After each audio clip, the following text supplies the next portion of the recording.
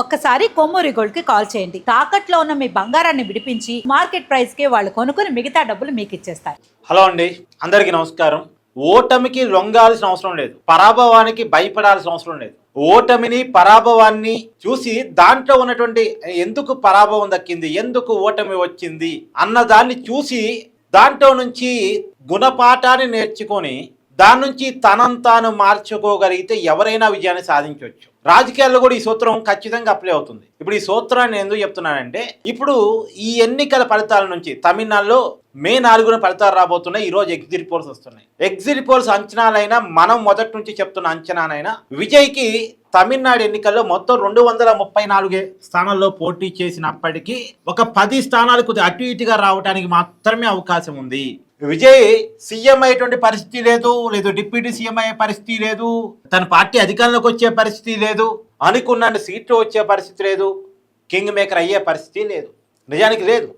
అయితే అంత మాత్రాన విజయ్ ఓడిపోయినట్టు కాదు, విజయ్ పొలిటికల్ కెరీర్ క్లోజ్ అయినట్టు కాదు. ఇక్కడ విజయ్ నేను చెప్పదలుచుకున్న మాట ఏంటంటే, పవన్ కళ్యాణ్ని ఆదర్శంగా తీసుకోవాలి అని నేను అంటాను. విజయ్ పవన్ కళ్యాణ్ని ఆదర్శంగా తీసుకోవాలని నేను అంటాను. ఎందుకంటే మీకు అందరికీ గుర్తుంది కదా, 2009లో చిరంజీవి గారు ప్రజారాజ్యం పార్టీ పెట్టారు. కానీ ప్రజారాజ్యం పార్టీ ఆనాడు ఉన్నటువంటి సమయానికి సందర్భానికి యాప్ట్ టైం కాదు నిజానికి. దాన్ని అంచనా వేసుకోవడం చిరంజీవి గారు ఫెయిల్ అయ్యారు. సరే, అయినప్పటికీ కూడా ఆయన అధికారంలోకి వస్తాననుకున్నారు, కింగ్ మేకర్ అయినా అవుతాననుకున్నారు. కాకపోయినప్పుడు కూడా మంచి ఓట్లు మంచి సీట్లు అయితే 2009లో ప్రజారాజ్యానికి వచ్చాయి. కానీ రాజకీయ పార్టీని అధికారం రాకపోయినా నిలబెట్టుకొని నడపడం అనేది ఒక పెద్ద టాస్క్, చాలా ఖచ్చితంగా కూడిన పని కూడా. సో చిరంజీవి గారు రాజకీయాల్లో ఎక్కువగా నిలబడలేకపోయారు. ఆ ప్రజారాజ్యం పార్టీని కాంగ్రెస్ పార్టీలో విలీనం చేశారు. అప్పటికి ఆ ప్రజారాజ్యం పార్టీలో యాక్టివ్గా పనిచేసి యువరాజ్యం అధ్యక్షుడిగా ఉన్నటువంటి పవన్ కళ్యాణ్ గారికి ప్రజారాజ్యం పార్టీని కాంగ్రెస్లో విలీనం చేయడం నచ్చలేదు. అప్పుడు 2014 సార్వత్రిక ఎన్నికల కంటే కొద్దిగా ముందు జనసేన పార్టీని పవన్ కళ్యాణ్ స్థాపించారు. 2014 ఎన్నికల్లో పవన్ కళ్యాణ్ పోటీ చేస్తే రిజల్ట్ ఏంటి అనేది పవన్ కళ్యాణ్ కొంత ఐడియా ఉంది. ఎందుకంటే 2009 రాజకీయాలు చూశాడుగా. చిరంజీవి చాలా పెద్ద క్రేజ్ ఉన్న హీరో, కానీ ఎన్నికల్లో ఫలితాలు చూశాడు కాబట్టి పవన్ కళ్యాణ్ పోటీ చేయలే. స్టేట్లో టీడీపీ పార్టీకి, నేషనల్లో బీజేపీ పార్టీకి, ఎన్డీఏ కూటమికి సపోర్ట్ చేశాడు. పవన్ కళ్యాణ్ కోరుకున్నట్టే కేంద్రంలో బీజేపీ అధికారంలోకి వచ్చింది, రాష్ట్రంలో టీడీపీ పార్టీ అధికారంలోకి వచ్చింది. పవన్ కళ్యాణ్ కావాలంటే రాష్ట్రంలో ఎమ్మెల్సీ తీసుకుని మంత్రి కావచ్చు, కేంద్రంలో రాజ్యసభ తీసుకొని కేంద్ర మంత్రి కూడా కావచ్చు. టీడీపీని అడిగినా మంత్రి పదవి ఇస్తారు రాష్ట్రంలో, కేంద్రంలో బీజేపీని అడిగినా మంత్రి పదవి ఇస్తారు, కానీ పదవి తీసుకోలే. కాకపోతే 2019 ఎన్నికల్లో బీజేపీ నుంచి టీడీపీ నుంచి విడిపోయి సపరేట్గా కమ్యూనిస్టులతో కలిసి ఎన్నికల్లో పోటీ చేశాడు. పోటీ చేసినప్పుడు స్వయంగా పవన్ కళ్యాణ్ 2 చోట్ల పోటీ చేస్తే 2 చోట్ల ఓడిపోయాడు. భీమవరం, గాజువాక 2 చోట్ల పోటీ చేశాడు, ఓడిపోయాడు. మొత్తం పవన్ కళ్యాణ్ పార్టీ జనసేన పార్టీ కేవలం ఒక్క సీటు గెలిచింది. రాజోలు అసెంబ్లీ స్థానం నుంచి రాపాక వరప్రసాద్ గెలిచాడు. అతను కూడా తర్వాత వైసీపీలోకి వెళ్ళిపోయాడు. So Pawan Kalyan party 0.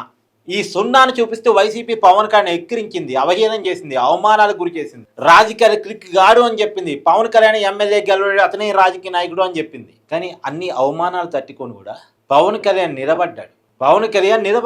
నిలబడటం ఫలితంగా 2024 ఎన్నికల్లో ఒక స్టాండ్ తీసుకున్నాడు.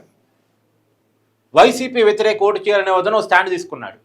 ఆ స్టాండ్ నుంచి పవన్ కళ్యాణ్ పక్కగా తప్పించటానికి, టీడీపీతో పొత్తు కుదరకుండా చేయటానికి కాపు సామాజిక వర్గానికి చెందిన వాళ్ళుగా తాము ప్రొజెక్ట్ చేసుకునేటువంటి వైసీపీ స్పాన్సర్డ్ బ్యాచ్ కొంతమంది, హర్రామ్ జోగయ్య మొదలుగా పదనామం, వాళ్ళంతా చాలా ట్రై చేశారు. పవన్ కళ్యాణ్ అంటే ప్రేమ ఉన్నట్టు చూపిస్తూనే పవన్ కళ్యాణ్ టీడీపీతో కలవకుండా చేయడం కోసం ట్రై చేశారు, కానీ వర్కౌట్ కాలే.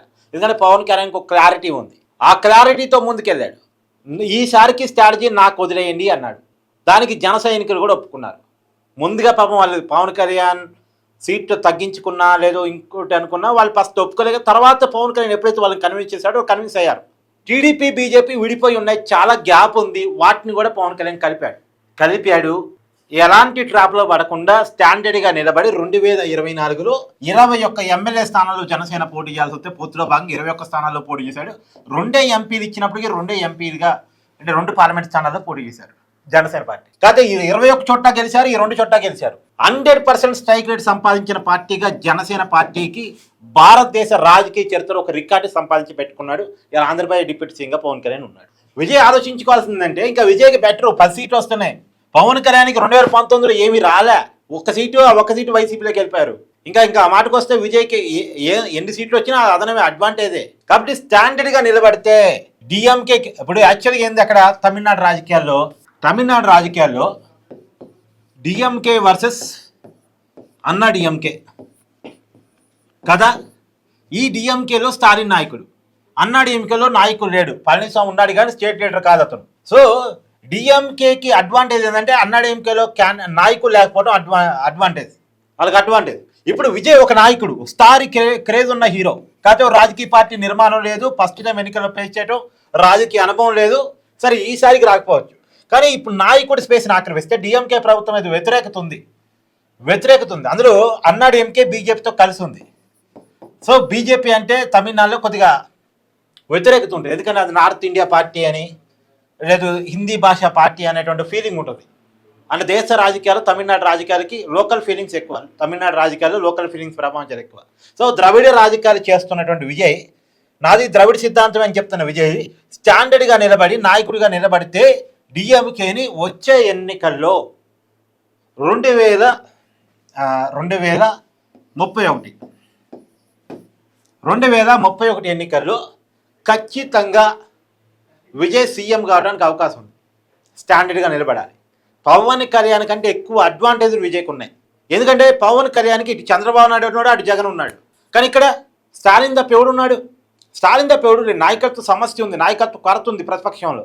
ఆ కొరతని విజయ్ తీర్చుకోగలిగితే, నాయకుడిగా తను ఎమర్జ్ చేసుకోగలిగితే 2031లో తను సీఎం కావడానికి అవకాశం ఉంది. ఇద్దరు బలమైన నాయకుడు, బలమైన పార్టీని ఎదిరించి పవన్ కళ్యాణ్ తాను నిర్మించుకోగలుగుతున్నాడే. సరే ఎదిరించి అంటే టీడీపీతో కలిసి ఉండొచ్చు కాక, కానీ తాను నిర్మించుకోగలుగుతున్నాడే. ఇక్కడ అవకాశం ఉండి విజయ్ ఎందుకు నిర్మించుకోకూడదు? కాబట్టి విజయ్ దాన్ని ఆలోచించుకోగలగాలి. విజయ్ నిలబడితే 2031కి అవకాశం ఉంటుంది. ఎందుకంటే అప్పటికి 2 సార్లు డిఎంకేకి అధికారం ఇచ్చి ఉంటారు. డిఎంకే మీద కూడా తీవ్ర వ్యతిరేకత ఉంటుంది 2031 నాటికి. మరి డిఎంకే కాదు అనుకుంటే ఇంకెవరు? విజయ్ కనపడాలి. అన్నా డిఎంకే కాదు, విజయ్ కనపడాలి. కనపడితే ఖచ్చితంగా విజయ్ కోట్లు పడతాయి. ఎస్, మీ అభిప్రాయాన్ని కామెంట్ చేయండి. Thank you.